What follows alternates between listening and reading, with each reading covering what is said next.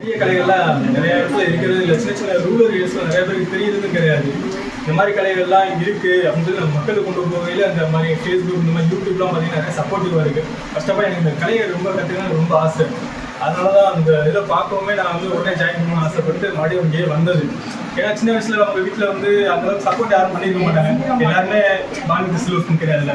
அப்படிங்கும்போது சில பேர் வந்து ரூரல் ஃபேமிலியில் பூர் ஃபேமிலியில் பிறந்திருப்பாங்க. அப்படிங்கும்போது எனக்கு சின்ன விஷயத்தை கற்றுக் கொடுங்க, எனக்கு அங்கே கிளாஸ் அனுப்புங்க, இங்கே கிளாஸ் அனுப்புங்க அப்படின்னு சொல்லி நம்ம கேட்க தான் முடியும். ஆனால் அந்த இதை பெற்றவங்க சப்போர்ட் பண்ண முடியாது. ஏன்னா அவங்களோட சூழ்நிலை வேறு மாதிரி இருக்கும்.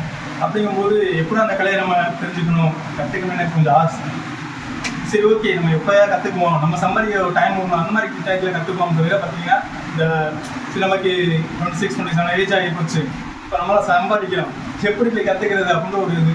அப்புறம் இங்கே வந்து பார்த்ததுக்கப்புறம் தெரிஞ்சுட்டு உன்னைய விடவும் நிறைய பேர் ஏஜ் ஆனவங்களாம் இருக்காங்க.